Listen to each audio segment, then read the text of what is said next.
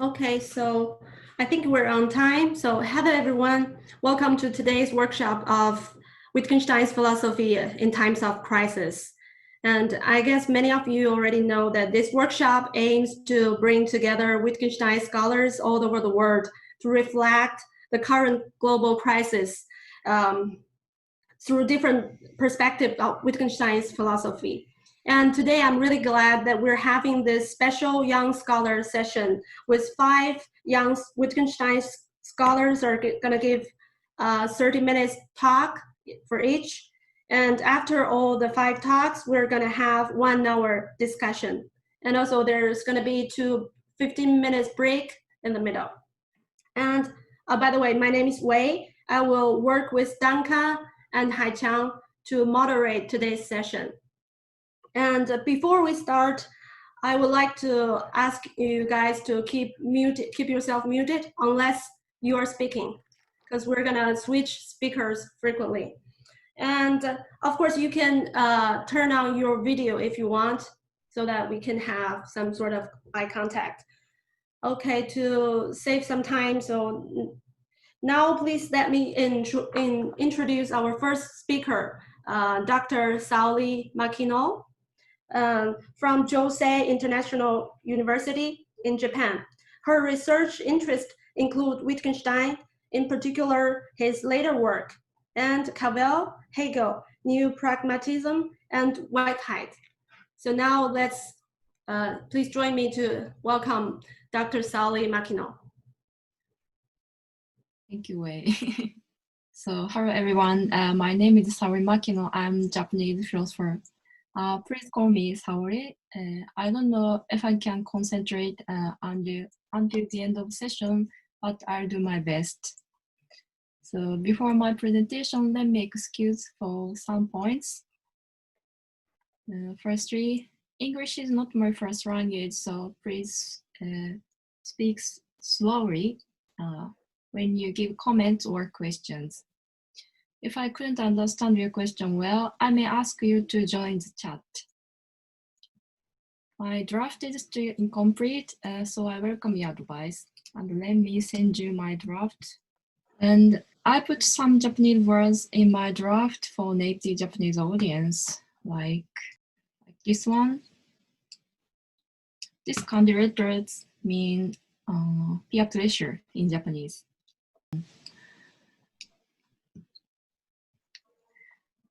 I read this first sentences. Peer pressure is a direct influence on people by peers or the effect on an individual who gets encouraged to follow their peers by changing their attitude, values, or behavior to conform to those of an influencing group of individuals. This can result in either positive or negative effect, or both. Social groups affected include both membership groups in which individuals are formally members, such as political parties, trade unions, schools, and cliques, in which membership is not clearly defined. However, a person does not need to be a member or be seeking membership or a group to be affected by peer pressure. Peer pressure can decrease one's confidence. Okay. I just confirmed the definition of peer pressure.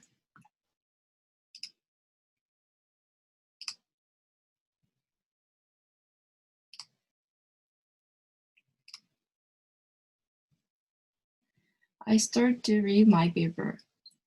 Peer pressure and Wittgenstein uncertainty. It's my abstract. In the middle of the coronavirus pandemic, all the conventions have been thrown away as illusions, and new ones lying in their place. It seems as if all the obvious things that have been taken so far are fiction, and those that will be taken from now have always been true. This strangeness is clearly illustrated by the habit of wearing face masks. Wearing a face mask now seems to be a part of the uniform necessary to be considered a sensible citizen. In Japanese, 良識ある市民. My question is this: how does wearing a mask mean that one is a being sensible citizen? To consider this, I'd like to examine Wittgenstein's uncertainty. My focus is on how Wittgenstein word pictures, represented by myriad propositions such as here's one hand and here is another. The earth existed for a long time before my birth. I have never been far from the earth's surface look plausible. If Wittgenstein's ideas are used successfully, we can proceed with an analysis of why wearing a face mask seems plausible, then can examine how peer pressure occurs. First, wearing a mask to be a sensible citizen. Face masks are designed to keep the virus, if you have it, from spreading to others. In Japan, however, it had a social implication. Wearing a mask seemed to have been an implicit compulsion from the first, even when it was not known how effective it actually was as a coronavirus countermeasure. Wearing a mask now seems to be a part of uniform necessary to be considered sensible citizen. In the same way as men's suits or women's pumps. You can see, could you see Japanese news, the Sashimun, Japan to alter reselling of face masks online to stop profiteering. Face mask craze crushes Japan's online stores. This news was published June 13. In Japan, still masks are. It's difficult to get masks on stores. I mean, if you are interested in, you can check this news. Besides, two local phenomena confirm the social meaning attached to the face masks. Firstly, in the early phase of the pandemic, many people bought up surgical masks and resold them at higher prices. If face masks only had an epidemiological function, in Japanese, 疫学的機能, why Japanese behave in such a way is unexplainable. In terms of infection control, it is not wise to form a long line to buy a box of masks. It might make more sense to stay at home. Masks to eat. Secondly, the Japanese government decided to distribute 2 cloth, sometimes unsanitary masks to each household. This decision, although its efficiency as a policy was unclear, proves that even the state took the social meaning of face masks seriously. Again, let me share the news.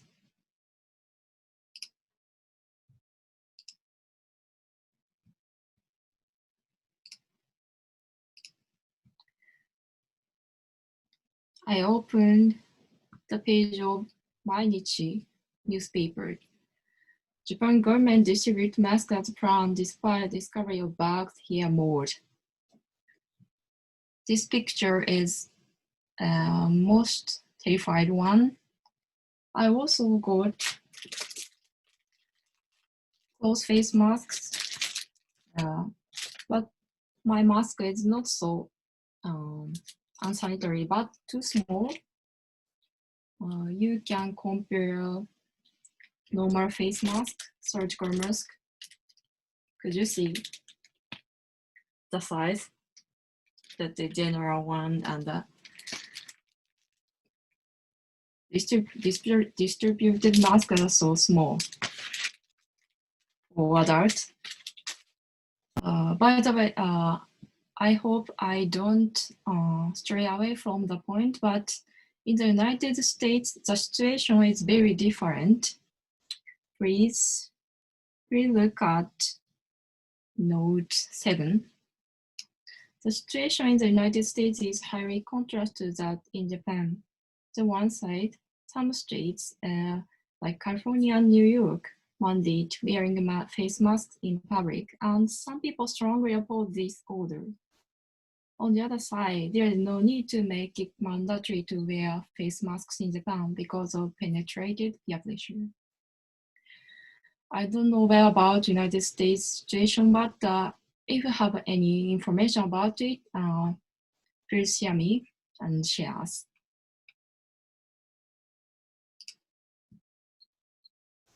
Let's continue.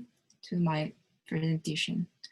So even now, wearing a face mask in a public space is an implicit obligation.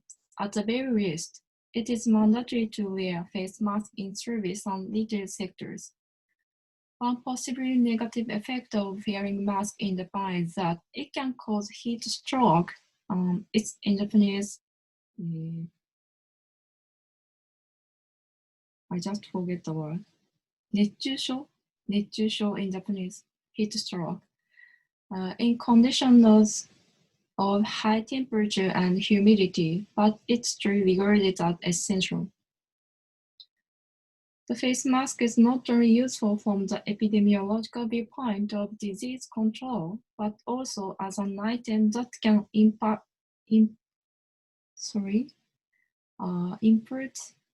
I skip here. What I would like to examine in this presentation is what forms this sort of confidence. The meaning of face masks is consequently reinterpreted before and after the coronavirus pandemic. How does wearing a mask turn to mean being a sensible citizen? To consider this issue, I'd like to examine Wittgenstein's uncertainty. My focus is on how Wittgenstein word pictures. So technically, it's difficult to generalize the relationship between Wittgenstein word pictures and Moorian propositions.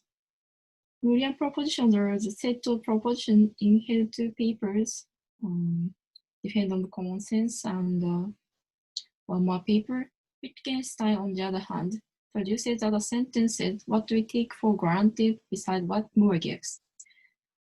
In a narrow sense, the word pictures should be limited to specific examples given by Wittgenstein. However, if we don't disregard whether all they can be called propositions or not, then we can include Moorian propositions in Wittgenstein word pictures.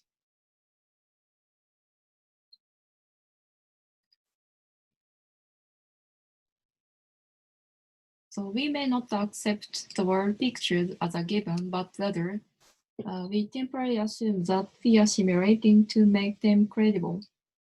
This attempt does not suggest that we could reject that word pictures arbitrarily. On the contrary, it illuminates how the word pictures are treated as having authority. Some readers might argue that Wittgenstein's word picture should not be easily compared to a sentence such as a person should wear face mask in public. But given that common sense can and does change in ways beyond our imagination, it is not outrageous to use Wittgenstein's argument to reflect our actual problem. If his ideas are used successfully, we can proceed with an analysis of why wearing a face mask seems plausible. We can examine how peer pressure occurs.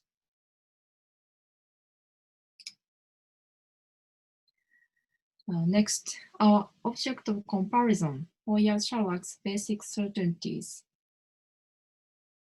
In this section, we could focus on word pictures appearing in Wittgenstein uncertainty as an object of comparison in order to consider peer pressure. An objective of comparison here is a criterion adapted to highlight similarities and differences between some types of matter. However, Wittgenstein word pictures are not organized in such a way that we can immediately treat them as an object of comparison. We could refer to the basic certainty discussed in the Moyer-Sharlach's Wittgenstein on knowledge and certainty, where the author does not use the term word picture but instead present her own expression, the basic or fundamental certainties. This way of expressing it appeared to mean that there is some epistemic account induced by Wittgenstein uncertainty. According to Moyer-Sharlach's conception, the basic certainties that show what we depend on are different from empirical propositions that can be true or false. In depth, they cannot be such propositions. The basic certainties are manifested at the level of one kind of animal behavior. Surveying her ideas, we would like to obtain an object of comparison to clarify the certainty of the sentence. A person should wear a face mask in public. In the section of this paper. Before introducing Moyer-Sharpe's conception of the basic certainties, it's necessary to examine what the word pictures are. A brief summary provided by A. Hamilton can give an overview of what Wittgenstein word pictures are. So I suppose I should quit my presentation for 5 or 10 minutes, and I'll skip 1, 2, 3, 4, 1, 2, 4, 5, 6 points. I just only read 3. They are grounded in and manifested by our actions and behavior, rather than formulated explicitly. Hamilton seems to be trying to portray the both constancies and the variabilities of the word pictures as framework of our knowledge. We cannot afford to scrutinize every single issue. What we need to acknowledge is the third point. They are grounded in and manifest by our actions and behavior, rather than formulated explicitly. The reason for focusing on Hamilton's third point is that it appeared to be useful for eliciting the meaning of Moyer-Sharpe's basic certainties. Although she didn't use the term word pictured here, as state that whether or not the word picture can be recognized as propositions distinguished her reading from other researchers. She seems to admit the word picture can be qualified. Like, I believe that I had great grandparents, that the people who gave themselves out as my parents really were my parents. But never that, they can be treated as having truth value, so to speak, as empirical propositions.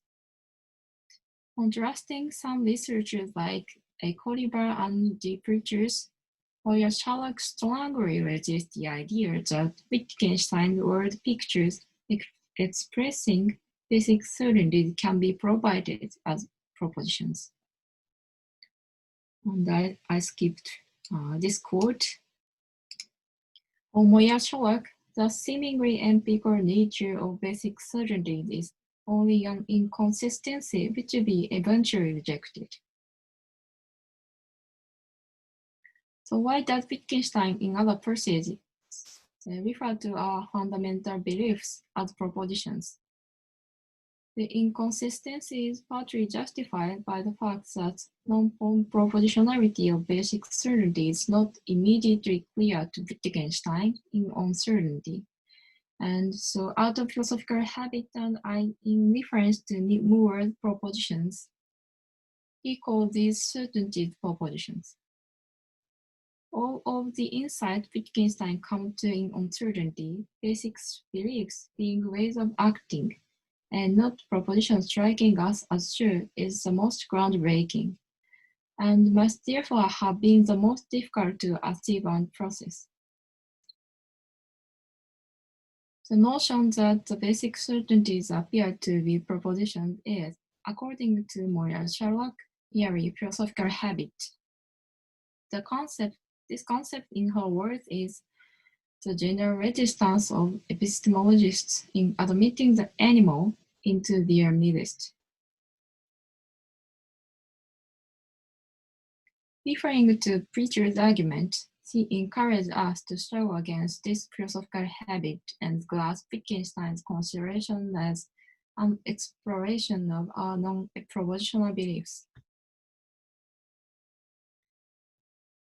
On my reading, basic certainties are non-epistemic, non-propositional, unjustified certainties that can only manifest themselves as way of acting.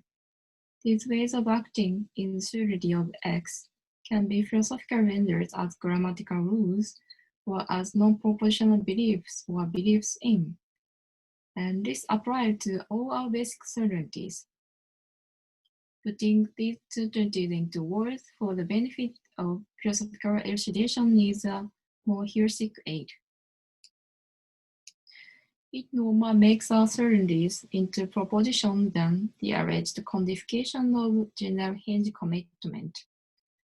That is, we are not fundamentally in error in our beliefs about the world does. The most important point for Moya Shark is that the basic certainties are manifested at the level of human, one kind of animal behavior. In her argument, this can be said as well in the discussion of grammatical rules that is at issue in the Wittgenstein study. She does not deny that the basic certainties can be written down, but calls it heuristic aid. This implies that if a person talks about the basic certainties verbally, it is the only means which can be used to gain insight into them. So I can only have 5 minutes, but let me read section 3, because this section is quite short.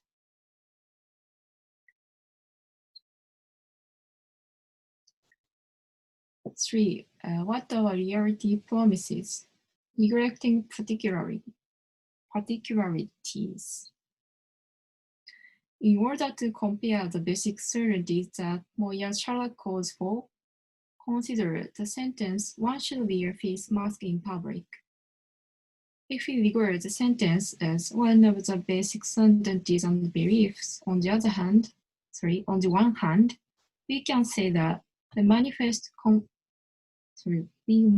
confidence in this belief at the behavior level.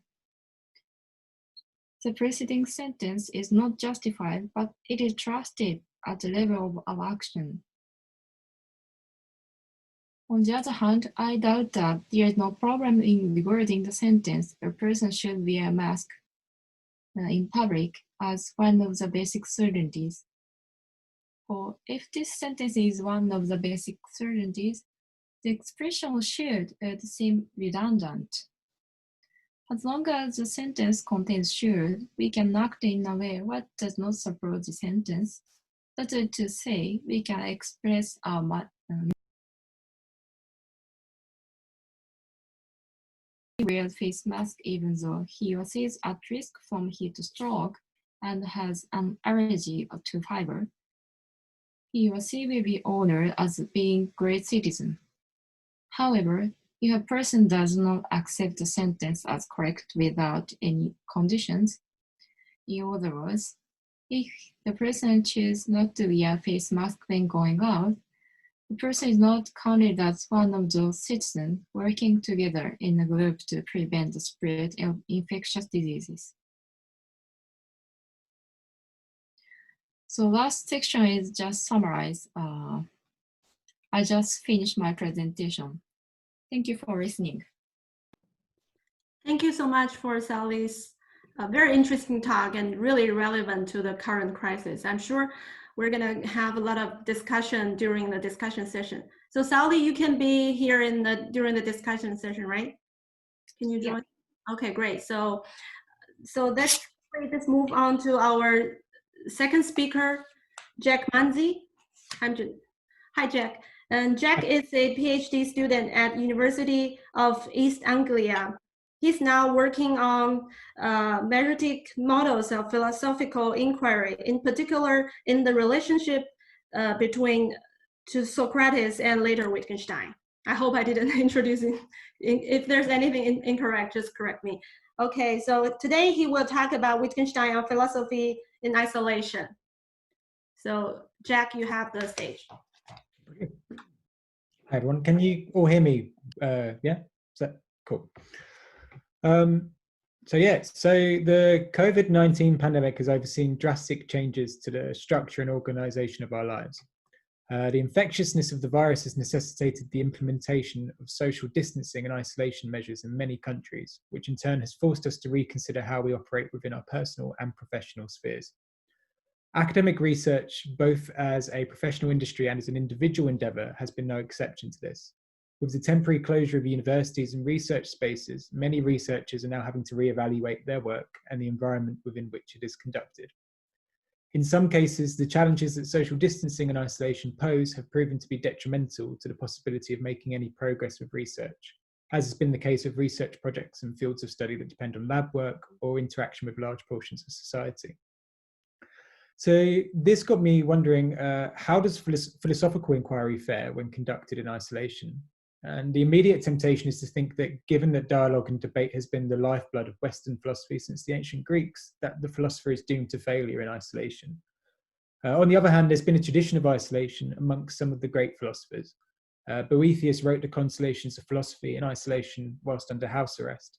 Similarly, Martin Heidegger insisted that seclusion was the best environment for philosophical thought.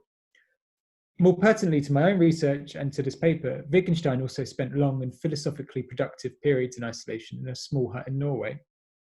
This pattern of great philosophers working in isolation raises the question, what is it about isolation that is perhaps occasionally conducive to philosophical thinking? To best answer this question, I approached this issue by examining Wittgenstein's own experiences of isolation and how they intersect with his philosophical work and thought. In this paper, I offer a semi-philosophical, semi-biographical overview of Wittgenstein's experiences of isolation. I explore Wittgenstein's reasons for going into isolation for examining the impact it had on his philosophical work. And in doing so, I hope to extol some of the benefits that isolation might have, not just for philosophical work, but for conceptual work more generally, in encouraging multi-perspectival approaches to intellectual problems and undermining ingrained intellectual dogmas. Take a breath. Although Wittgenstein underwent various different periods of isolation in his life, it was to a small hut in Skjolden, Norway, that he would most often retreat to, and there that he produced some of his finest philosophical work. So in 1913 to 1914, he wrote the notes that would form the basis of his Tractatus Logico-Philosophicus. In 1936, he wrote the first 188 remarks of the Philosophical Investigations, and a year later, he would write the material that would become the first part of Remarks on the Foundations of Mathematics. Luckily, we have a pretty good picture of what his original reasons for choosing to self-isolate in Norway were, from the writings and anecdotes of those closest to him at the time. So this is an excerpt from David Pinsent's diary. To wit, that he should exile himself and live for some years right away from everybody he knows, say in Norway, that he should live entirely alone and by himself, a hermit's life, and do nothing but work and logic. His reasons for this are very queer to me, but no doubt they are very real for him. Firstly, he thinks he will do infinitely more and better work in such circumstances than at Cambridge, where he says his constant liability to interruption and distractions is an awful hindrance. Secondly, he feels that he has no right to live in an antipathetic world, a world where he perpetually finds himself feeling contempt for others and irritating others by his nervous temperament, without some justification for that contempt, such as being a really great man and having done really great work. So this, like I said, this comment comes from Wittgenstein's companion, David Pinsent, towards the end of their holiday to Norway in 1913. Although the holiday had been less than pleasant for Pinsent, who had to endure the full force of Wittgenstein's mercurial mood, Wittgenstein decided that it had been one of the best holidays he had been on, finding Pinsent's company immensely comforting while he struggled with Russell's beastly theory of types. The routine of work, combined with the distraction-free environment that the isolated part of Norway that they were staying in provided the ideal conditions for Wittgenstein, and by the end of the holiday, Wittgenstein had come up with the idea of going into exile for some years so that he might continue to work in peace. Bertrand Russell notes his reaction to Wittgenstein's plan of exile and Wittgenstein's response with the following. I said it would be dark, and he said he hated daylight. I said it would be lonely, and he said he prostituted his mind talking to intelligent people. I said he was mad, and he said, God preserve him from sanity. God certainly will. The responses from Wittgenstein that both Pinsent and Russell record are telling of what Wittgenstein saw as the benefits of isolation, as well as what necessitated it as a course of action. Most obviously, isolation provided Wittgenstein a physically distraction-free space for engaging in serious philosophical work. But can this be it? Surely one doesn't need to go to the extremes of retreating to the Norwegian wilderness to find a less distracting workplace. So it cannot merely have been the immediate physical distractions of his environment that Wittgenstein was seeking to escape or perceiving as having an impact on his work. Both Pinsent's and Russell's account of Wittgenstein's decision to go into exile also make note of Wittgenstein's concerns over his relationships with people and the influence of those relationships on his work. Pinsent comments on Wittgenstein's feelings of contempt towards an antipathetic world to which he owed some great work, and Russell records Wittgenstein's feelings that he prostituted his mind talking to intelligent people. Both reflect a concern that these relationships in some way impinge on his ability to do great work. The question that naturally arises is the question of what did Wittgenstein perceive as the impact that these relationships had on his work? The relationships he had with people and the way he situated himself in response cannot have physically interfered with his work, for he was still producing work and teaching whilst in Cambridge. He must have felt that the impact was qualitative in a way which going into isolation would help solve. Qualitative how? Examining some of the philosophical remarks that Wittgenstein made whilst in isolation may help illuminate what it was that Wittgenstein saw himself as getting away from. Throughout the body of his writings, Wittgenstein makes a number of remarks about what goes into good thinking, the matter apparently being a concern of his over the entirety of his career. Despite their non-linearity, these remarks are often examined together within the literature under the loose categorization of Wittgenstein's ethical remarks, as they all express a concern over character, and in this instance, the impact of character on intellectual work. One of the most oft quoted of these so-called ethical remarks, and perhaps one of the most helpful for our purposes, is the following. If anyone is unwilling to descend into himself, he will remain superficial in his thinking. This remark is often taken to be representative of the general feeling of the ethical remarks, in that it expresses the importance that Wittgenstein places on the role of honesty and self-examination in intellectual thinking. As James Conant rightly observes, this is as much a general concern over superficiality for Wittgenstein as it is a philosophical one, insofar as it even makes sense to distinguish between these two categories on Wittgenstein's terms. For if someone is superficial in their general character, then for Wittgenstein this will translate over to their thinking and writing, and vice versa. This is evident in the consistent appeal to character that Wittgenstein makes, in both his positive and negative judgment of various philosophical figures, such as praising William James for being a real human being, and deriding Schopenhauer for being superficial in his thinking and never taking stock of himself. But why the focus on honesty? To understand why honesty is the cornerstone of decent intellectual thinking for Wittgenstein, one must look to what Wittgenstein perceived as one of the most pressing problems for philosophical thinking, the problem of intellectual dogmatism. For Wittgenstein, the intellectual dogmas and underlying desires about how we want to conceptualize the world skew the way we characterize the world around us, resulting in the tendency to force conceptual models onto reality, even when they don't necessarily fit well. There are a variety of potential reasons for dogmatically clinging onto our intellectual accounts, both contextual and relating to the subject matter of the problem itself. It may be that we've invested a lot of time or intellectual reputation in holding a particular position that's problematized, and that acknowledging that a model no longer fits reality in the face of some problem would mean starting again at square one. Similarly, it may be the appeal of being able to neatly carve nature at its joints is just too strong to resist, and so we dogmatically cling to our previously held accounts of phenomena, refusing to acknowledge that the case might be more complicated than first appears. Or perhaps it is because we are conducting our inquiries with a strong cognitive bias towards some foregone conclusion that we are actively trying to find. Whatever the reason, Wittgenstein holds that intellectual dogmatism is the source of unfairness and vacuity in our philosophical assertions, and consequently the chief obstacle to thinking well. However, we should not read Wittgenstein as saying dogmatism is a purely philosophical problem, or even more generally an intellectual problem. For Wittgenstein, it is much a personal problem as it is a philosophical problem, insofar as it even makes sense to distinguish between the two. For by his account, philosophical problems are as much difficulties of the will as they are cognitive or intellectual difficulties. Dealing with them not only involves a certain level of cognitive engagement, but also involves a strength of character or willpower in wanting to be able to set things right and look at things differently. He illustrates the point thusly. It is as if a man is standing in a room facing a wall in which are painted a number of dummy doors.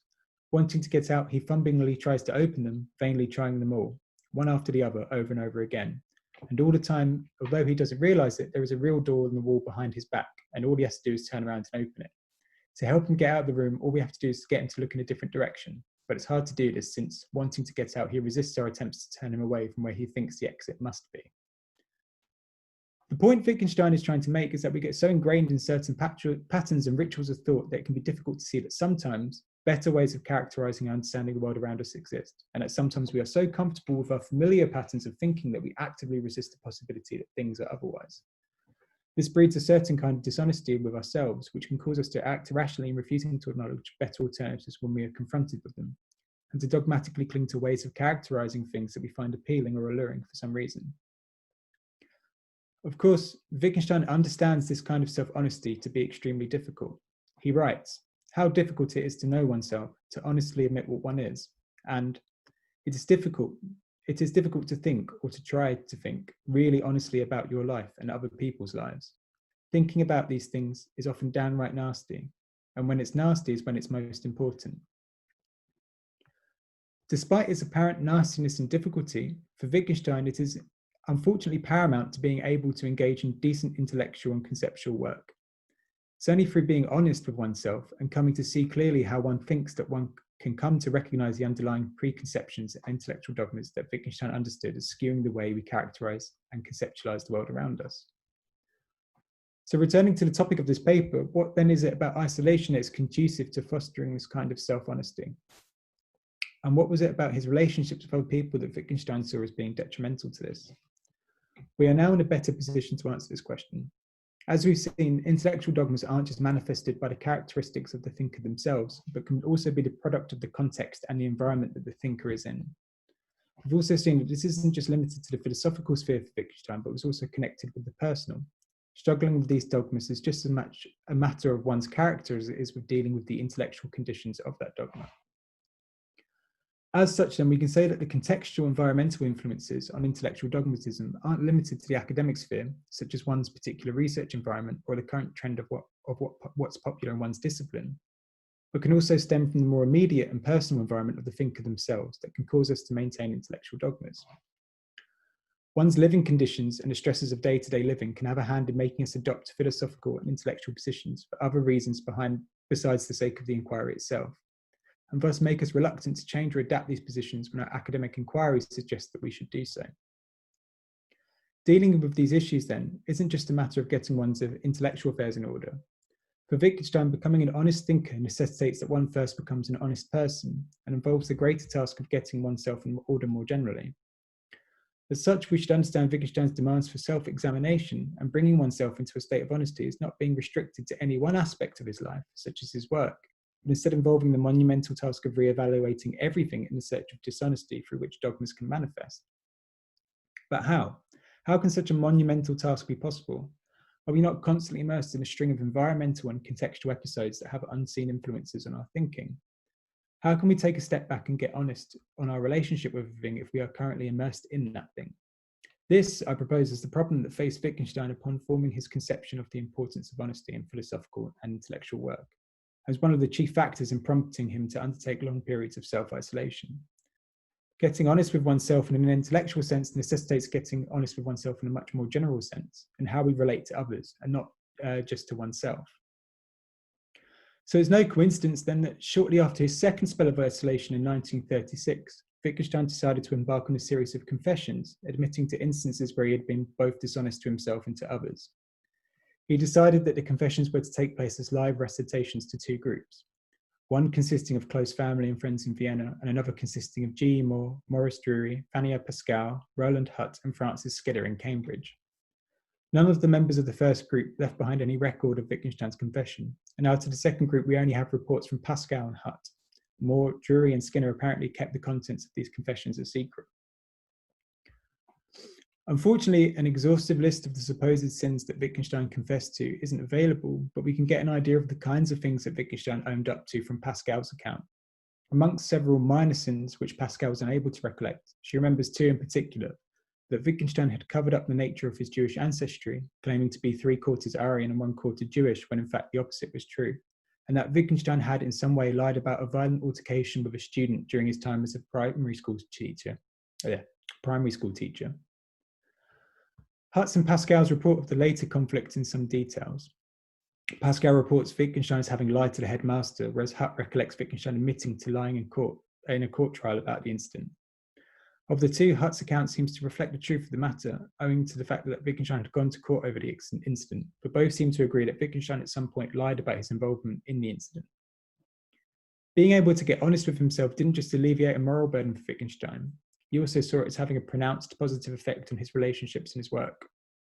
So he says, last year, with God's help, I pulled myself together and made a confession. This brought me into more settled waters, into a better relationship with people, and to a greater seriousness. It'd be easy to think that Wittgenstein's practice of self-isolation was for the ascetic purposes of renouncing those general relationships with people that he found superficial and distracting. However, as the above remark shows, far from the complete renunciation of his interactions with society, the periods of self-isolation and the opportunity to work on himself had the upside of ultimately improving his relationships with people.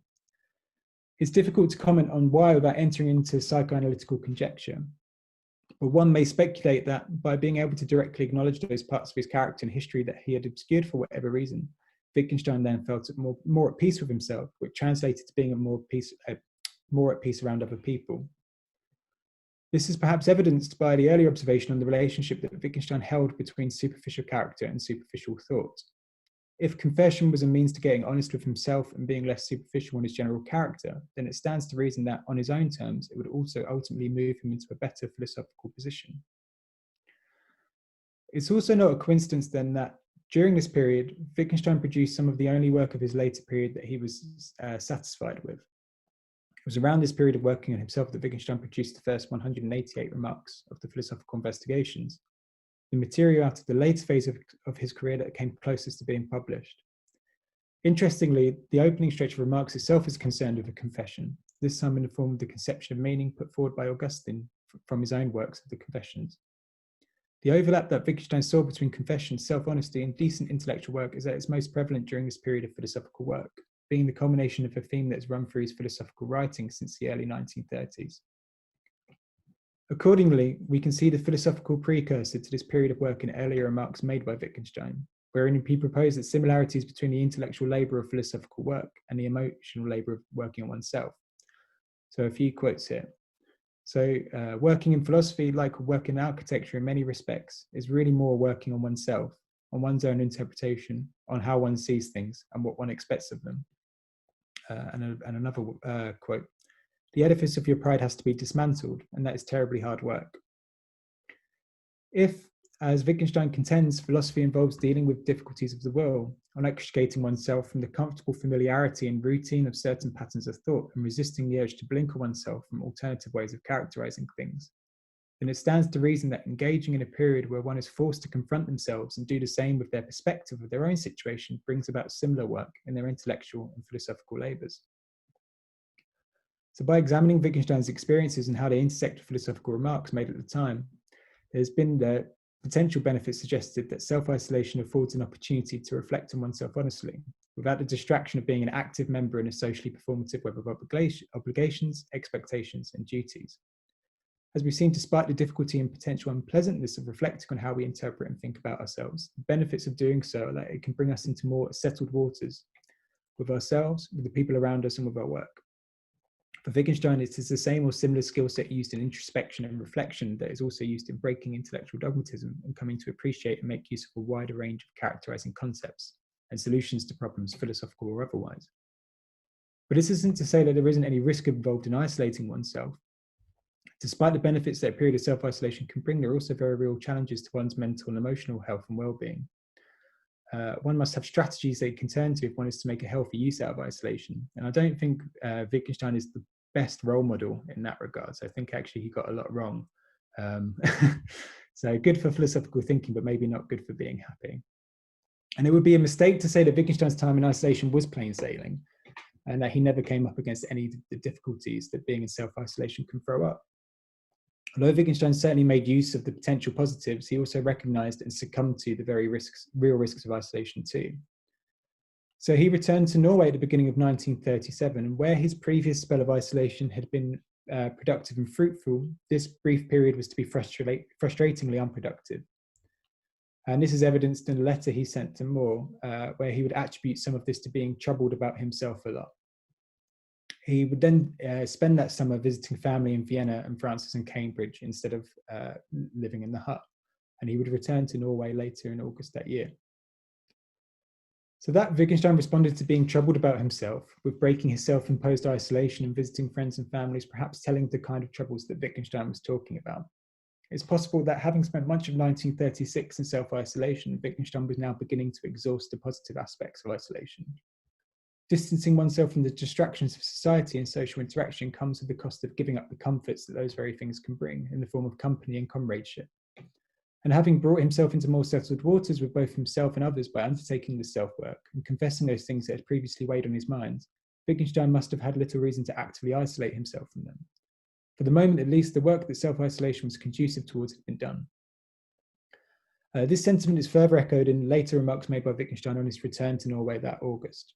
So on the journey to Skjelden, he describes how his mind had not been wholeheartedly on his work, feeling vain, thoughtless, anxious that is about living alone, and how he is afraid that he will be depressed and not able to work. In the same diary entry, he makes the following key remark: I would now like to live with somebody, to see a human face in the morning. On the other hand, I have now become so soft that it perhaps be good for me to live alone. I am now extraordinarily contemptible. So what was once a welcome break from the distraction of other people was now a real source of worry for Wittgenstein, who felt he was now ready to stop isolating and to integrate with people. Yet, as the above remark indicates, Wittgenstein was now in the dilemma where he felt as if he did not deserve such comforts, being as extraordinarily contemptible as he was. I think this is extraordinarily revealing about the dangers of adopting self-isolation as a mindset.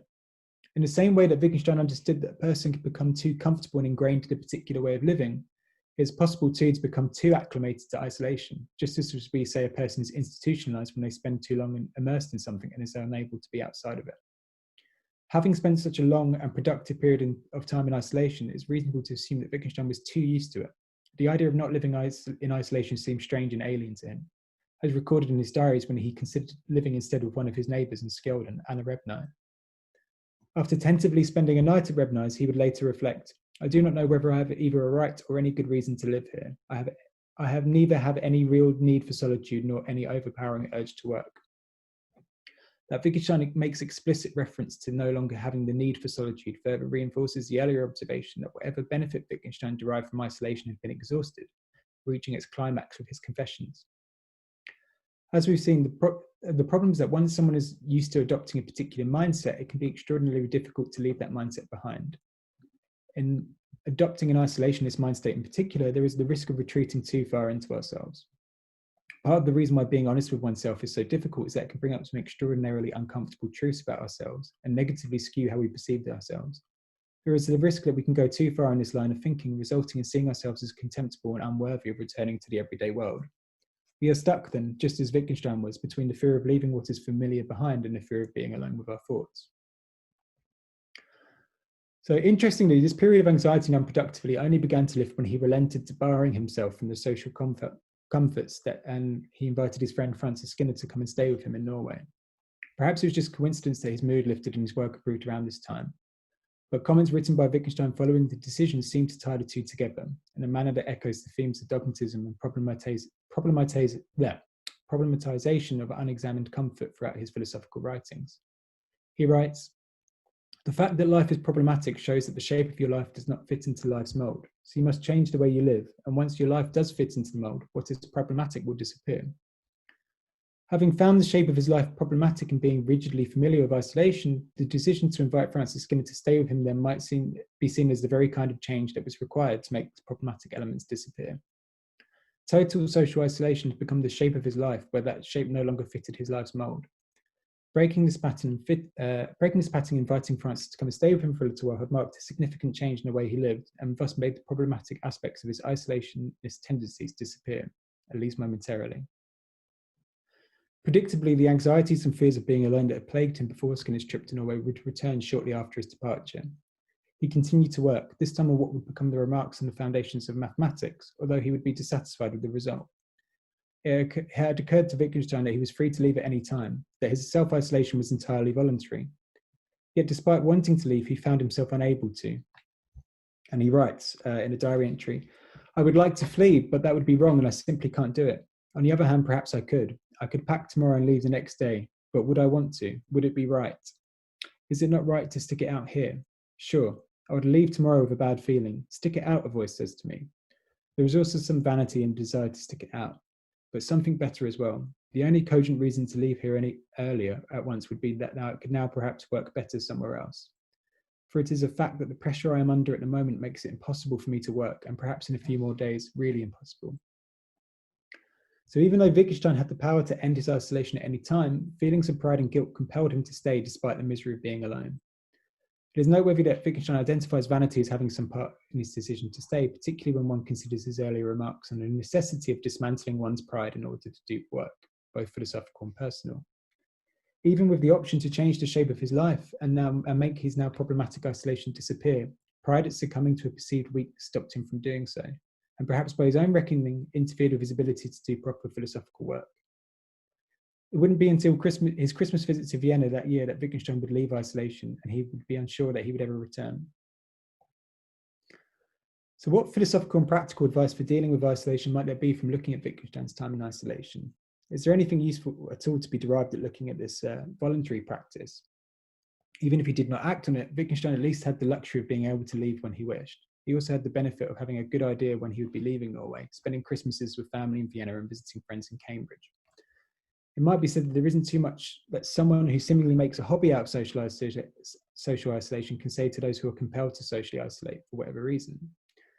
But I think it would be a mistake to rule out the value of examining Wittgenstein's experiences on these grounds. The opportunities it afforded him and the loneliness he experienced were still very much real, even if they were as a consequence of a voluntary action and not mandated in some way. And even though Wittgenstein theoretically had the choice to leave whenever he could, the practicalities of actually doing so perhaps made the choice less accessible. He was staying in a very remote and difficult to access part of Norway, and undertaking the journey to and from would have taken considerable time and planning. The reality is that once Wittgenstein had arrived at his hut, organising to leave early would have had been such an enormous task that the conditions of his isolation were virtually mandatory anyway. So what lessons can we draw? So first and foremost is that social isolation affords a rare and unique opportunity to be able to carry out vital and important works in relation to the self that we might not otherwise have the time or attention to do so. This need not be as emotionally and philosophically intensive as the kind of soul searching that Wittgenstein advocates. One need not be willing to commit to Wittgenstein's philosophical positions regarding the difficulties of the will and the importance of self-honesty to see that, in less controversial terms, social isolation allows for time for engaging in self-care and addressing those needs that often go overlooked due to the business of day-to-day life. Similarly to this, then, there is value in looking at Wittgenstein's responses to isolation when it got tough, particularly his reflections on the changing shape of one's life in order to make the problematic disappear. When we examine this in relation to Wittgenstein's experiences in Skjolden, we approach this in the context that isolation was the shape that Wittgenstein's life had taken and that had become problematic. But I think it's equally useful to invert this in order to examine what it is about the shape of our lives that makes isolation itself problematic. There is an unexamined assumption in Wittgenstein's characterization that isolation is the shape of his life that doesn't fit the mold and not the mold itself, perhaps due to the voluntary nature of his isolation. But if social isolation then becomes a necessary element of one's life, then it might be better to think about it in terms of the mold to which one's life should conform. What then does it mean if we find it difficult? So perhaps we can simplify Wittgenstein or oversimplify Wittgenstein's advice in the following way. If something is difficult, then it is up to us to find out why. If one finds social isolation difficult, then we should turn our attentions inwards in order to find out what it is about us that finds it so. For it could just as easily be a problem we have with our own company, being then a manifestation of the unpleasant task of being honest with ourselves about ourselves. If this is the case, then by Wittgenstein's example, the only way to bring ourselves into settled waters is to go deeper and find out why we find it unpleasant to be by ourselves, rather than to shelter ourselves from the task of self-honesty. Finally, there is also the warning to be heeded from looking at Wittgenstein's experiences and reflections on isolation. As we've seen, just as isolation can provide a break from the familiar and routine, so too can it become an entrenched familiar mindset. Working on oneself should not come at the expense of completely cutting oneself off from the world around us, nor should the difficult task of being honest with oneself then necessitate seeing ourselves as being unworthy of the world around us. Being honest with oneself involves acknowledging both the negative and the positive, otherwise we are just moving from one kind of self-deception, deliberately ignoring or overlooking the negative features of our character, to another, this time obscuring the positive aspects of a character by being consumed by the negative. It is my suspicion that, unfortunately, Wittgenstein failed on this last point. And I think that's time. So did you finish your talk? Yeah, I think that's time, yeah. So thank you very much for the talk.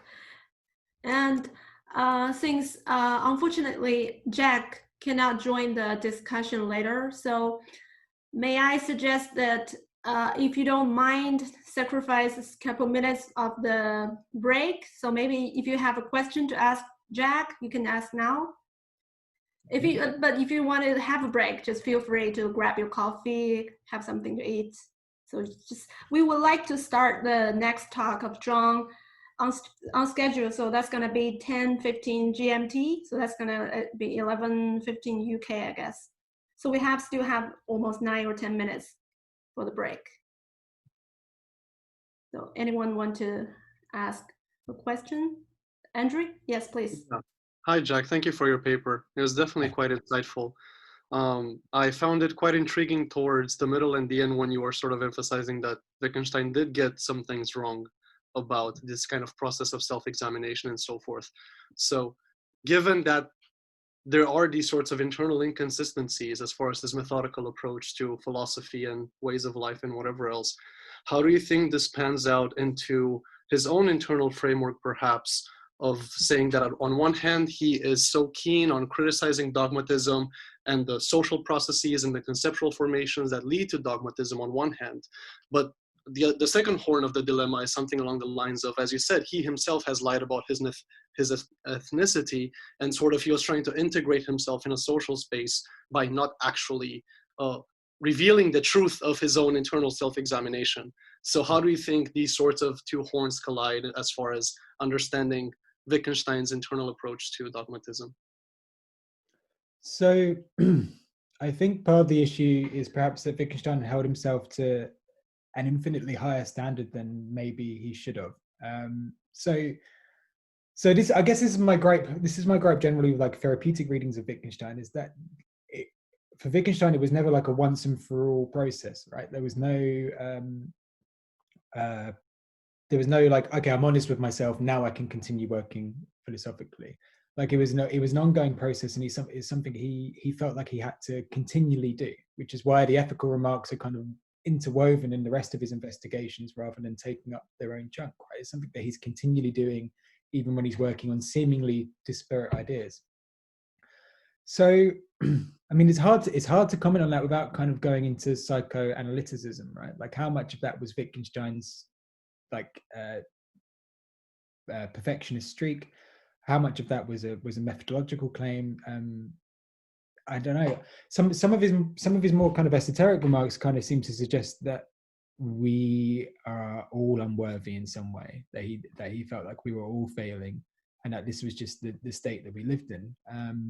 But I don't know if that was a feature of his kind of pseudo-religious mindset that he kind of adopted towards the end of his life, or if that was generally a comment about people. So it's difficult to answer your question without kind of going into those kind of psychoanalytics, I guess. I think the important thing is just to remember that it was just an ongoing struggle for Wittgenstein, that you would never be, the task would never be completed. Right, I would have to agree. I mean, quite often when Moore was asking him what is he looking for in life and so forth, his answer tended to be that he's looking for forgiveness, repentance, and so on. And as you said, in his lecture on ethics, he seems to be yearning for this absolute safety that only religious practices can give you, but he could never justify them in any rational way whatsoever. So yes, that definitely seems like an ongoing perfectionist struggle for him. Yeah. Great. Okay, so any other questions? Yes, Anika, please.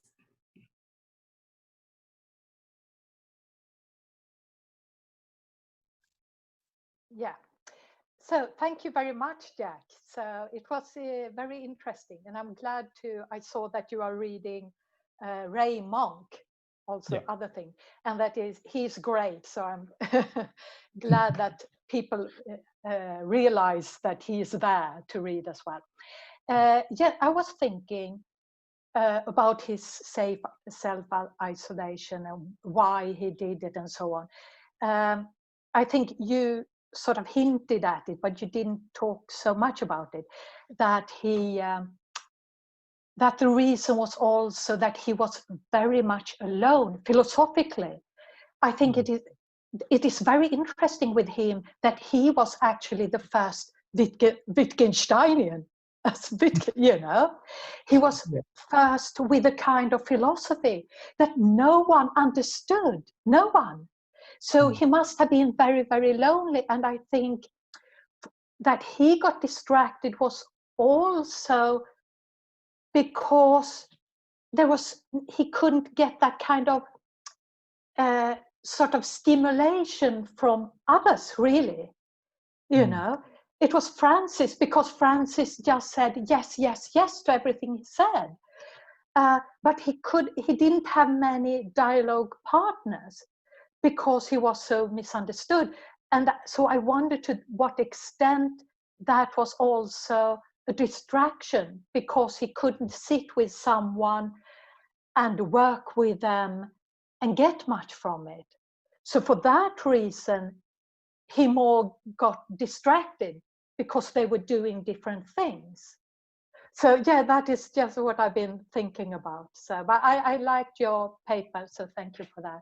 Thank you. Yeah, so an earlier draft of this paper that I did had a section about his earlier life before he kind of went into physical isolation, about the isolation that he might have felt growing up, because he was considered to be the least gifted of the Wittgensteins.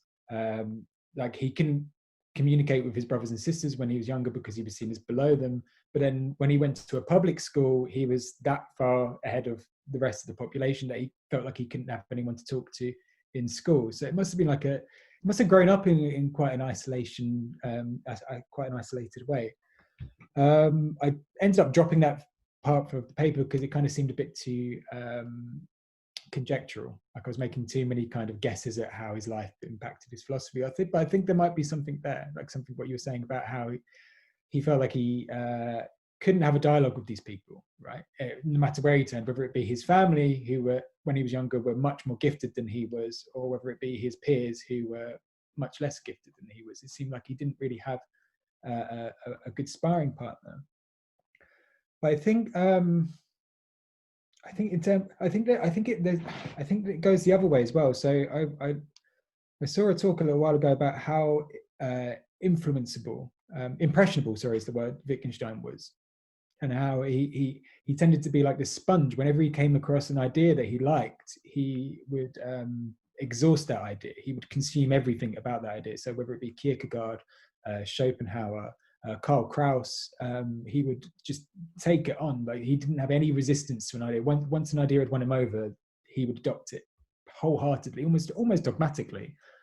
So I think when he says to Russell that he prostituted his mind talking to intelligent people, I think that was part of the risk as well. I think it went both ways.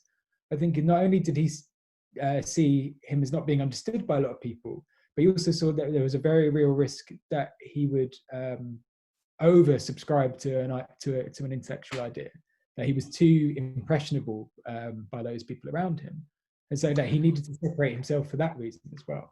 Yeah. Yeah, I don't agree with you there, really. Although he could be very, sort of with Kierkegaard, for instance, and also other people that are a bit fishy, maybe. But if you think about how he was together with Russell, for instance, you know, he was very brave. You know, I don't think he never. The thing that is what is so great with him is never to compromise. Never ever to compromise, but and also that, you know, I don't think it is just that that other people were whether you were intelligent or not, but that his way of doing philosophy was different. You know, that he had a different perspective, and that was why no one understood him. And I think it is still today that can be often the issues. So yeah, but still, so yeah, it's interesting that you have brought this issue up, I think so. Thank you very much. Thank you so much, Annika. I'm afraid it's time for our next session. So, but if you have any further question you want to address to Jack, please write it down on chat, and I'm sure I'll send them to Jack. Okay? So thank you very much, Jack, again. And now I will let my colleague Haiqiang to introduce our next speaker. Yes, please, Haiqiang. Okay. Hi, everyone. Our next talk will be held by Jonathan Beale. I would like to give a short introduction for him. He's a research fellow at University of Hertfordshire. He completed his PhD in philosophy at the University of Reading in 2014. His research focuses on character education and the philosophy of education. On Wittgenstein, he is currently writing articles on Wittgenstein and virtue ethics and Wittgenstein's teaching method during his time as an elementary school teacher. He is currently coordinating 2 books for Routledge, one on the research intake at Brain Candle, the other on Wittgenstein and contemporary moral philosophy. Today, his talk is types of misleading picture in Wittgenstein's later philosophy. Now it's your time, Jonathan, please. Thank you very much indeed for that extremely kind introduction. Hello, everyone. It's lovely to meet you all virtually and see some old friends here. So I've just shared a handout in the chat, which you can download, but I'll share my screen as well. So you can also see that handout. Give me one moment. Okay, you should now see a handout in front of you. This is quite a long handout because I've used this before, and it kind of summarizes the paper in some detail, more detail than a usual handout, but I hope it might be of use to you. And I'll scroll through it as I talk. Can anybody not see that? If you can't see that, please tell me or forever hold your peace. Right. Now, this paper wasn't written to have anything to do with the current crisis in which we find ourselves, but I will try to sketch out a connection between the central themes of this paper and some issues in the current crisis, and I'll flag where I'm going to do that, and I'll mention those at the end. But otherwise, I'll present this as a standalone paper and then add that connection to it.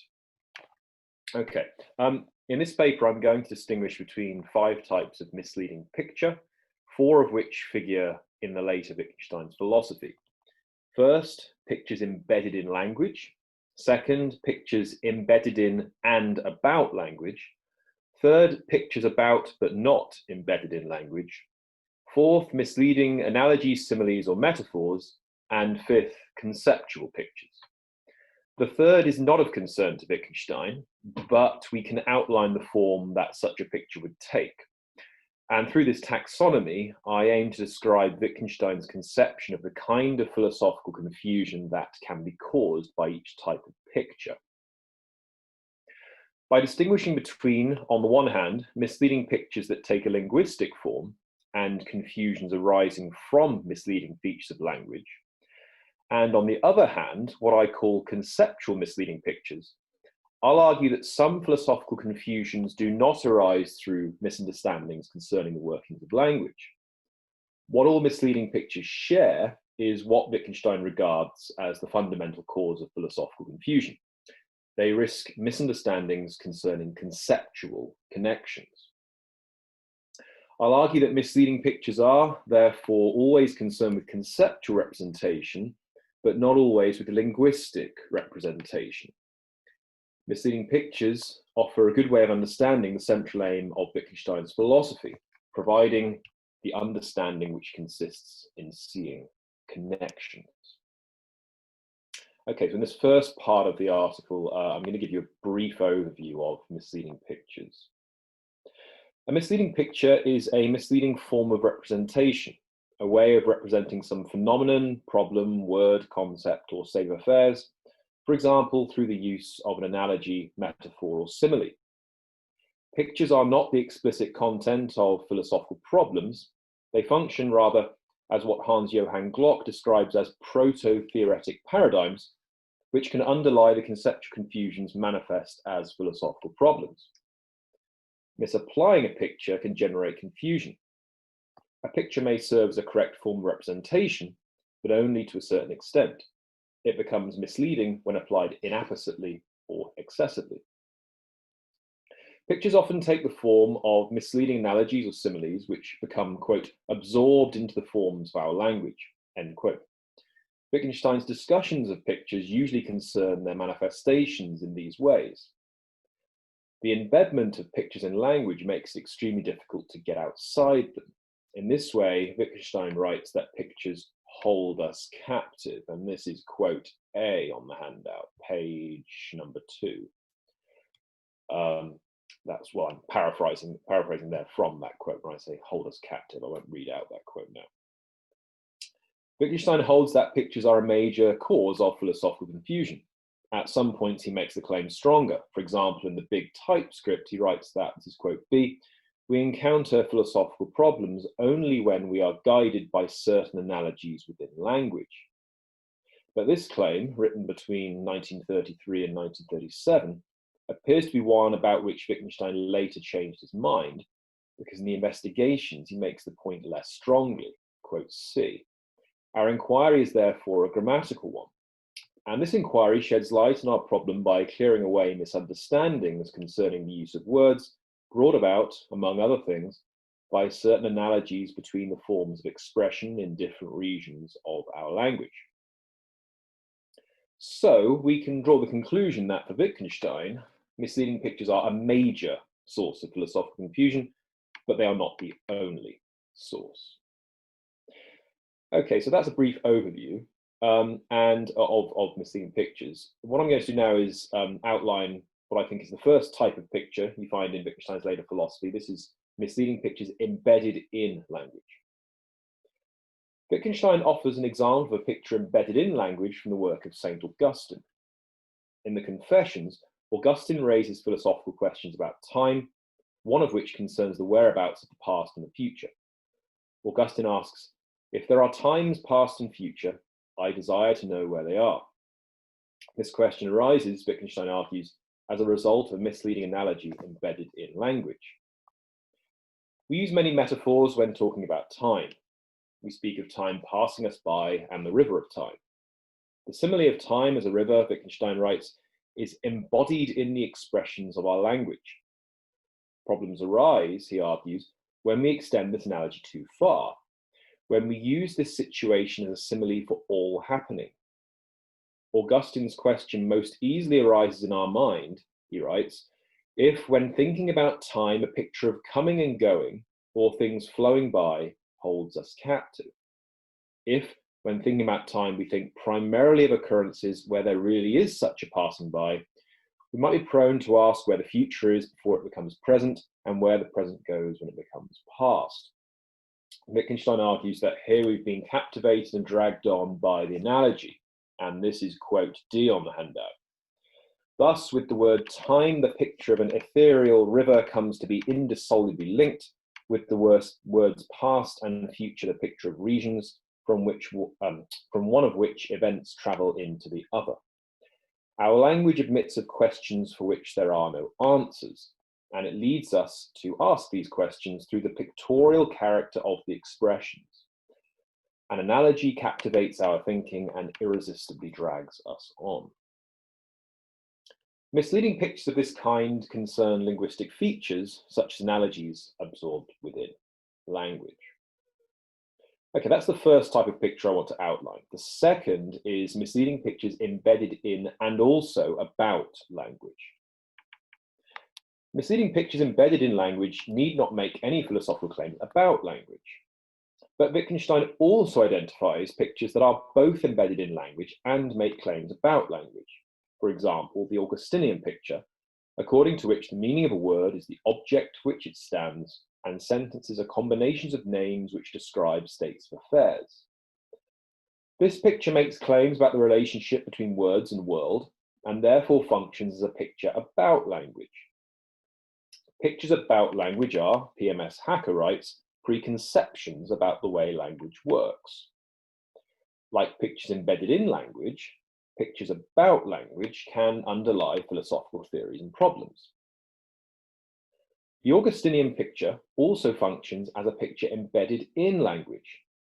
Wittgenstein argues that it underlies various philosophical theories, including his own earlier theory of meaning, and various theories he criticizes in the investigations. Augustine doesn't explicitly articulate the Augustinian picture as a theory of meaning. It rather underlies, Wittgenstein argues, Augustine's whole outlook on the nature of language by inflating the process of how we learn to speak into a thesis about the nature of language. Baker and Hacker claim that Wittgenstein holds that the Augustinian picture can develop into, quote, a whole Weltanschauung encompassing language, the mind, and the world. If that description is correct, then misleading pictures can also function as worldviews. Now that point I think is particularly interesting and important, and I'm going to return to it at the end of the paper to draw some connections between this and issues related to the current crisis. Okay, so that's the third type of picture I want to describe. The fourth type is misleading pictures about language, but which aren't embedded in language. Are there misleading pictures that are about but not embedded in language? If there are, Wittgenstein doesn't appear to be concerned with them. But this doesn't mean that there aren't such pictures. I suggest that any theory of meaning that meets the following two criteria could count as a misleading picture about but not embedded in language. First, these two criteria on the handout. First, it misrepresents the nature of meaning such that it can generate conceptual confusions, thereby functioning as a misleading proto-theoretic paradigm. Second, it does not possess features that are absorbed within the forms of language. To elaborate on that second point, a picture about language would not possess features such as A, on the handout, misleading pictorial representations of words through common metaphors, for example, time of the river, or B, misconceptions about meaning that are part of the source of philosophical problems and theories, for example, conceiving of all words as names of objects. But pictures about language could, in principle, eventually possess feature B, and therefore become pictures both about and embedded in language. This, indeed, might be the way to understand the genealogy of the Augustinian picture. It began as a picture about language within the work of philosophers going as far back as at least Plato, and has since become embedded within language such that conceiving of words as names of objects has come to underpin various philosophical problems and theories. Okay, so that's the fourth type of, that's the third type of picture, isn't it, that I want to outline, because section 1 was on just an overview. So that's the third type of picture I want to outline. The fourth is misleading analogies, similes, or metaphors that don't concern language. Where Wittgenstein speaks of misleading analogies, similes, and metaphors as misleading pictures, these are pictures embedded in rather than about language. But sometimes he also talks about misleading analogies, similes, and metaphors that are not embedded in language. On these occasions, pictures are neither embedded in nor about language, but can nevertheless generate philosophical confusion. An example of this lies in the second of Wittgenstein's two remarks on Heidegger, where he tries to imagine what picture might underlie Heidegger's notorious remarks on nothingness in What is Metaphysics, such as das Nichts Nichtet, sometimes translated as the nothing nots. Quote E, Wittgenstein remarks, if we want to deal with a proposition such as the nothing noths, and this is how the remark opens, to do it justice, we ask ourselves, what did the author have in mind with this proposition? This is the first task in Wittgenstein's method of philosophical elucidation. We must attempt to imagine what a speaker means by their words. This is illustrated in Wittgenstein's attempt to imagine what Heidegger means by expressions such as the nothingness. He suggests that Heidegger has in mind, quote, a picture of an island of being which is being washed by an infinite ocean of the nothing, end quote. Wittgenstein continues, this is quote F, whatever we throw into this ocean will be dissolved in its water and annihilated, but the ocean itself is endlessly restless like the waves on the sea. It exists, it is, and we say it nuts. In this sense, even rest would be described as an activity. Wittgenstein here offers a way of understanding how one might use nothing to denote something, and how one might predicate an activity of nothing, even if that action is one of inaction. The ocean of the nothing exists, and the verb to nuth, nichten, denotes its endlessly restless state, washing the island of being and dissolving anything thrown into it. None of this serves to yet show whether the proposition makes sense or whether there is anything wrong with this picture. It just brings out what might underlie such an expression. In order to try to make sense of the proposition and see where the confusion underlies it, we need to see what use it might be put to. To this end, Wittgenstein raises questions designed to imagine its possible uses, such as, and here I'm paraphrasing from quote G on the handout, what are we to do with this proposition and what is its role?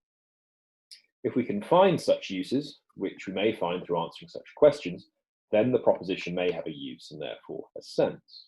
If not, it is, to use Wittgenstein's way of putting things in this remark and later in the investigations, like an engine idling, not doing any work. This process of attempting to imagine what a speaker means, and in the process attempting to bring out possible confusions, is central to Wittgenstein's philosophical method. These aspects of his method are explicit in the remark on Heidegger through Wittgenstein's engagement in this imaginative process of philosophical elucidation and the comparison he draws between this method and psychoanalysis. If a picture underlies Heidegger's remarks on nothingness, and I stress the if here, as Wittgenstein appears to suggest but not explicitly state, Heidegger is misled by a simile, but not one embedded in language. Nor is it a picture about language. It is nonetheless a picture that underlies various philosophical remarks and claims which are important in Heidegger's early philosophy. Okay, now the final, fifth type of picture I want to outline is what I call conceptual pictures. Although misleading pictures almost always concern language, there are cases where they do not appear to do so. There's another type of picture which is neither embedded in language nor about language, but pictures of this type do not seem to be manifest as analogies, similes, or metaphors. An example is the following conundrum, which Wittgenstein employed in one of his lectures. Suppose a rope is stretched tightly around the Earth at the equator. Suppose it's then extended by 1 yard.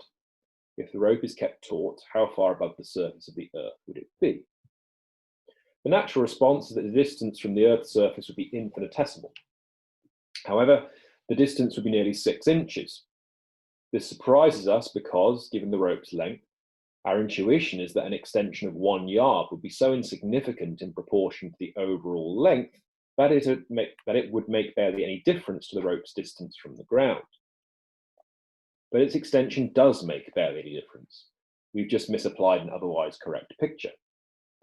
6 inches is the tininess of fractions when considered in relation to the radius of the Earth. So it's correct that lengthening the rope by a yard would increase the rope's distance from the Earth by a tiny fraction. The picture that misleads us is the comparison of the length of the additional piece of rope with the length of the whole.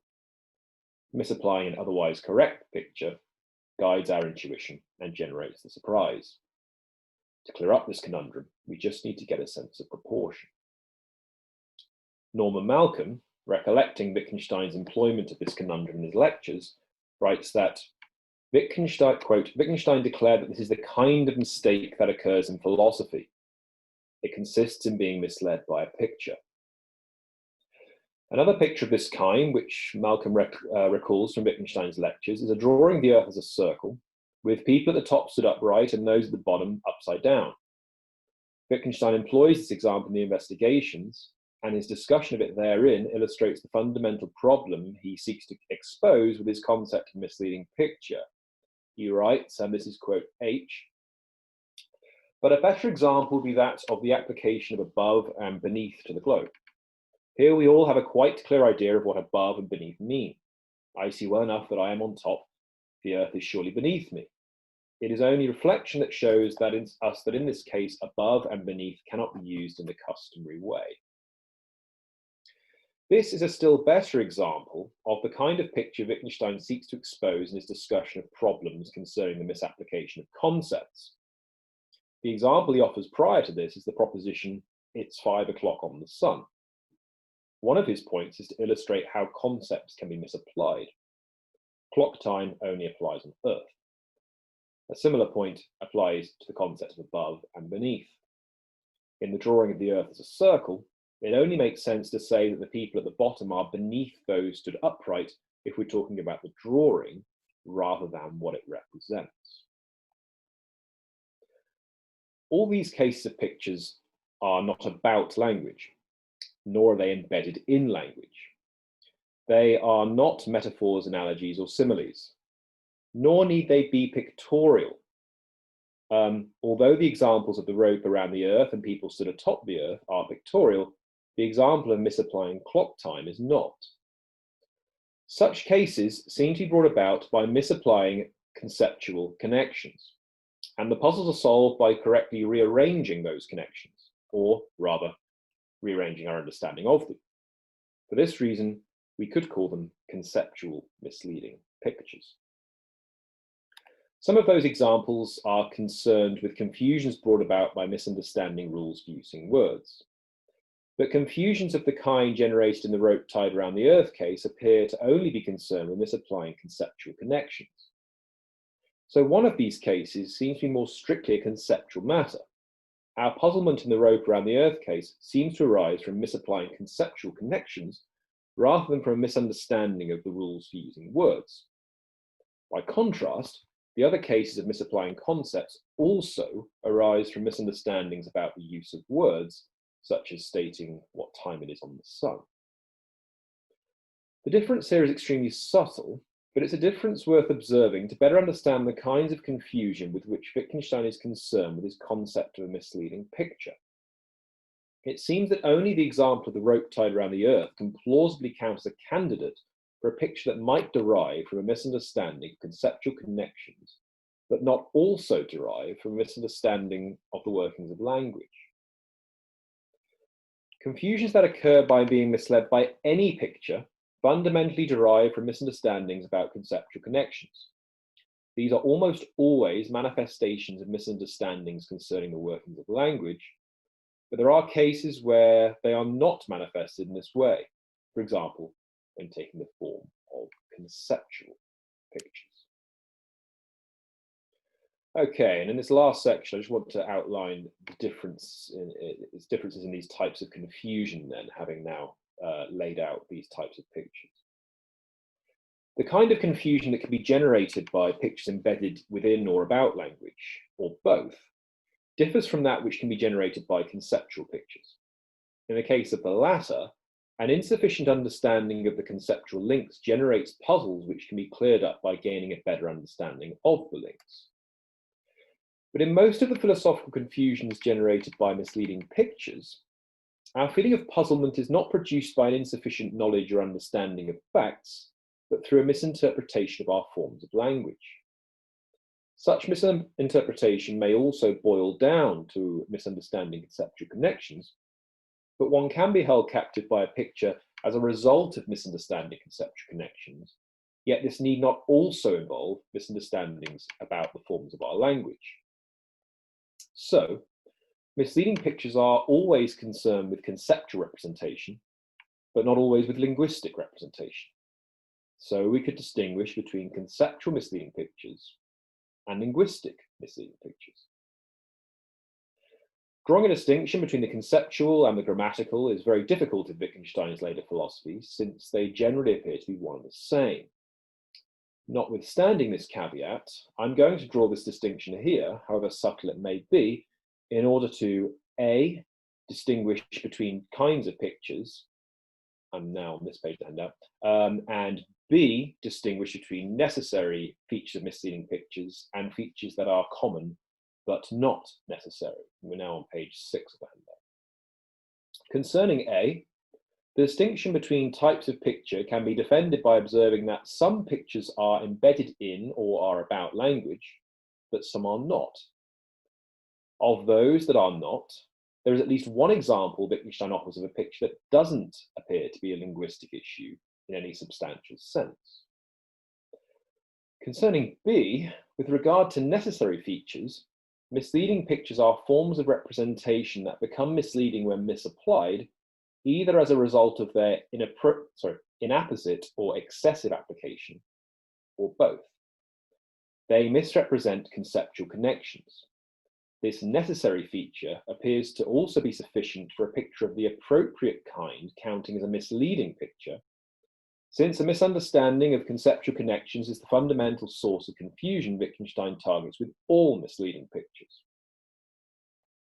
With regard to common but non-necessary features, in most cases, misleading pictures are embedded in the forms of our language and generally take the forms of analogies, metaphors, or similes. As with the later Wittgenstein's view of philosophical problems in general, misleading pictures are most commonly manifested as conceptual confusions generated by misunderstandings concerning language. But this is not their only manifestation. Sometimes they are manifested as purely conceptual confusions, such as in the example of a rope tied around the earth. The types of confusion are the same in various ways, such as confusing the rules for using words, for example, clock time, or concepts, for example, the radius or circumference, so it's difficult to identify what exactly the differences are. My tentative proposal is that confusions of the kind generated in the rope tied around the Earth case arise from misapplying conceptual connections rather than from misunderstandings about the use of words. By contrast, other cases of misapplying concepts arise from misunderstandings concerning the use of words, such as asking what the time is on the sun. The difference is extremely subtle, but it's a difference worth observing nonetheless to better understand the kinds of confusion with which Wittgenstein is concerned with his concept of a misleading picture. What all misleading pictures share is what Wittgenstein regards as the fundamental cause of all philosophical confusion. They risk generating misunderstandings concerning conceptual connections. Misleading pictures are, therefore, always concerned with conceptual representation, but not always with a linguistic representation. In this way, misleading pictures offer a good way of understanding the central aim of Wittgenstein's later philosophy, providing the understanding which consists in seeing connections. Okay, now that's the end of the content of the paper. Finally, in the last 2 minutes here, I'd just like to draw now some connections between the themes of this paper and the COVID-19 crisis, or rather the way that some governments have handled it. Now, recall that Baker and Hacker claim that Wittgenstein holds that the Augustinian picture can develop into, quote, a whole Weltanschauung encompassing language, the mind, and the world, end quote. If Baker and Hacker's description is correct, then misleading pictures can also function as worldviews. Worldviews can be pernicious, even abhorrent. I'd like to suggest that an avenue for research is whether Wittgenstein's account of misleading pictures and his methods for exposing the confusions underlying misleading pictures offers a means of exposing certain worldviews as erroneous, and whether his method of replacing worldviews can be used as part of a strategy for getting those enthralled to pernicious worldviews to change their worldview. Wittgenstein's method of addressing the confusion that arise from misleading pictures is often not to try to show that a picture is false, but to replace it with a different, less misleading one, or to try to show how it's been misapplied. He often aims to free us from a particular way of seeing things which might be driven by a misleading picture, or to reorient our perspective such that we don't apply a picture in a certain way. Now, a leitmotif of Trumpism is anti-science. The clearest example is the Trump administration's patent disregard of the scale of climate change, sometimes expressed as straightforward denial of it along with the entire field of climate science. On several occasions, this has taken the form of a conspiracy theory. Many speeches, interviews, policy decisions, and tweets suggest that he thinks climate change is non-existent and climate science a conspiracy. Trump's anti-science has led to cuts in economic investments in scientific research. Around this time last year, for the third year in a row, the Trump administration made a budget request to Congress that called for significant spending cuts to science. Trump recently halted funding to the World Health Organization and has threatened to permanently cut funding. He's pledged to withdraw from the Paris Agreement. Other efforts to tackle climate change have also been reversed. The New York Times has listed almost 80 environmental rules on the way out under Trump's presidency. In early March, epidemiologists at Imperial College London reported their findings to the White House about potential COVID-19 projections. Their modelling showed that if no mitigative action were taken, COVID-19 could infect 81% of the United States within a few weeks and cause up to 2.2 million deaths. It wasn't until 3.5 weeks later that Trump acknowledged the scale of the threat represented by those projections. If Trump weren't so hostile towards science, vital preventative measures might have been put in place earlier. Now, Trump's anti-science, I suggest, isn't rooted in some specific set of beliefs, but is rather part of an anti-scientific worldview. One of the reasons it's so difficult to convince Trump and others who are hostile towards science of the seriousness of climate change or the COVID-19 crisis is because their beliefs are part of a worldview. Is that worldview underpinned by any misleading pictures? If so, Wittgenstein's philosophy offers ways to expose what's wrong with it and strategies for getting those enthralled to such worldviews to change their worldview. But even if not, this points to an area of research worth pursuing, identifying whether certain pernicious worldviews are generated by misleading pictures and using Wittgenstein's method as part of a strategy to change those worldviews to prevent the further dangers that they can bring about. And I will stop there. Thank you very much for listening. Thank you very much, Jonathan. Our next speaker is Andrei Valentin Bykro. He's a